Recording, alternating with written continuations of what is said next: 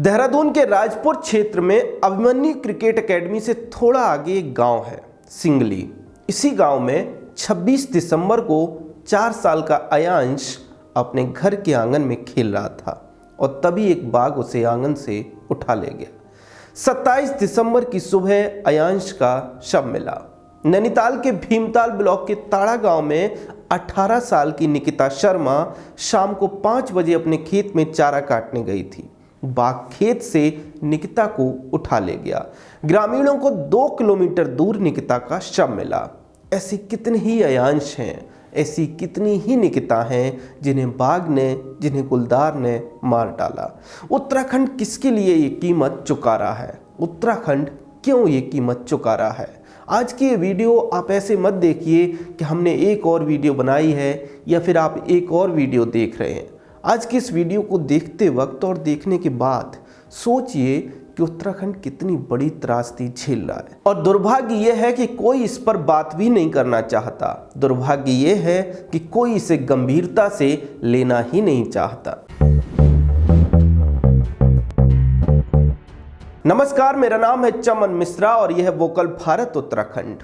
उत्तराखंड में बाघ या गुलदार कैसे मौत बनकर छाया है, इस पर बात करें उससे पहले आपसे एक अपील है।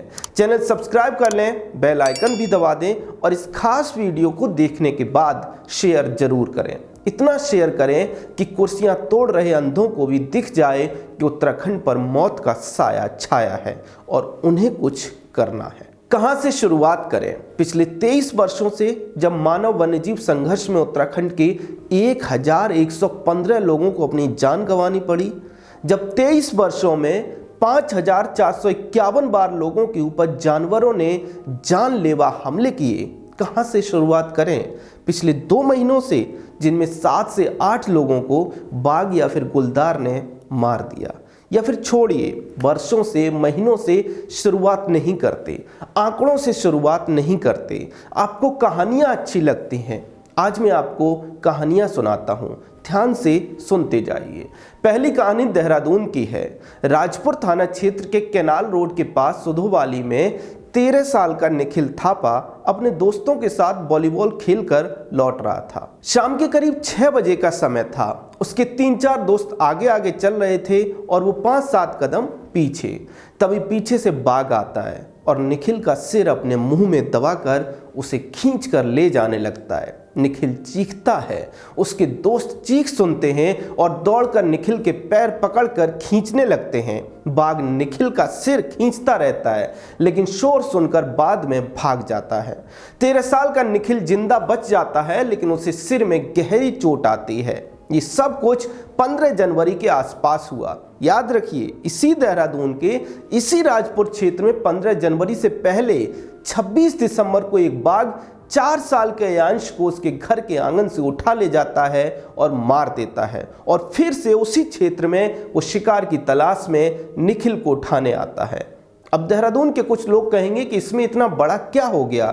2 घटनाएं तो हुई हैं। वन विभाग पिंजड़े लगा रहा है, टीमें बना दी गई हैं, सरकार सक्रिय है और फिर ये तो हर साल होता है। सर्दियों के मौसम में तो बाघ लगता ही है, कभी चाय बागानों में, कभी एफआरआई में, कभी शिवालिक के जंगलों में, कभी नैनीताल में, कभी पौड़ी में, कभी अल्मोड़े में, कभी हरिद्वार में, तो कभी उधम सिंह नगर में। फिर बाघ लगना इतना बड़ा मुद्दा क्यों है? यही सबसे बड़ी त्रासदी है। बाघ लगना इतना बड़ा मुद्दा क्यों नहीं है? इसी दिसंबर में नैनीताल में 3 लोगों को बाघ ने मार दिया। क्यों बाघ बड़ा मुद्दा नहीं है? 2023 में गुलदार के हमले में 18 लोग और बाघ के हमले में 17 लोग मारे गए। क्यों बाघ और गुलदार बड़ा मुद्दा नहीं है? देहरादून, मसूरी, हरिद्वार, पौड़ी, उधम सिंह नगर, नैनीताल, अल्मोड़ा, हर जगह लोग खौफ में जी रहे हैं। हर जगह लोग 5 बजे के बाद घर से निकलने में डरते हैं।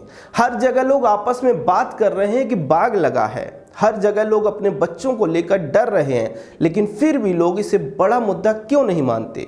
क्या हर साल बाघ और गुलदार से लोग मारे जा रहे हैं इसलिए मुद्दा छोटा हो गया?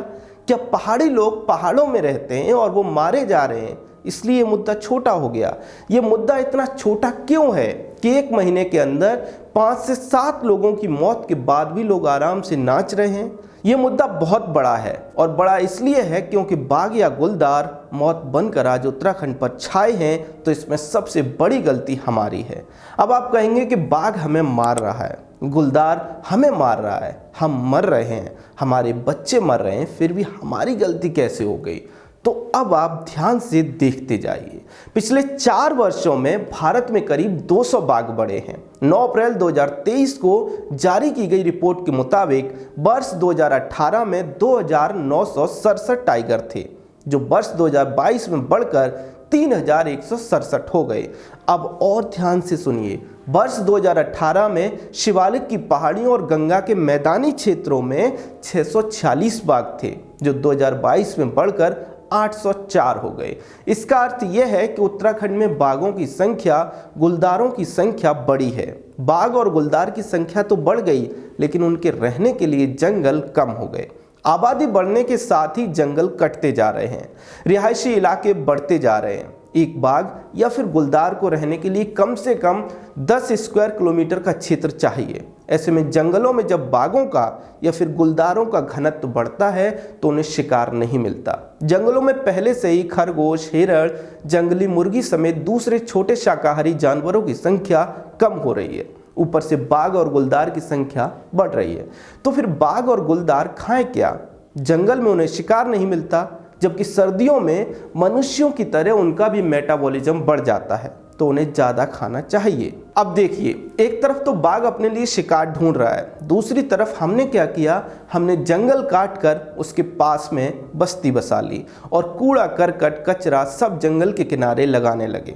हुआ ये कि उसी कूड़े में कुत्ते आकर बैठने लगे। लोग खाने पीने का सामान, हड्डियां, कुछ भी कूड़े में फेंक कर जा रहे हैं और वहीं उसी कूड़े में बैठकर कुत्ते उसे खा रहे हैं। उधर ऊपर जंगल में बाघ को शिकार नहीं मिल रहा, लेकिन उसे दिख रहा है कि जंगल के किनारे कुत्ते हैं, बहुत सारे कुत्ते। ऐसे में बाघ या फिर गुलदार कुत्तों का शिकार करने के लिए नीचे आ जाते हैं, और जब नीचे आते हैं तो फिर नीचे रिहायशी इलाकों में ही शिकार ढूंढने लगते हैं। और तब कभी वो किसी अयांश को उठाते हैं, किसी निकिता शर्मा को उठाते हैं, किसी निखिल थापा पर हमला करते हैं, और तब हमें गुस्सा आता है। लेकिन हम ये भूल जाते हैं कि हम आज जहाँ रह रहे हैं वो जगह इन्हीं की थी, इन्हीं बाघों की, इन्हीं गुलदारों की।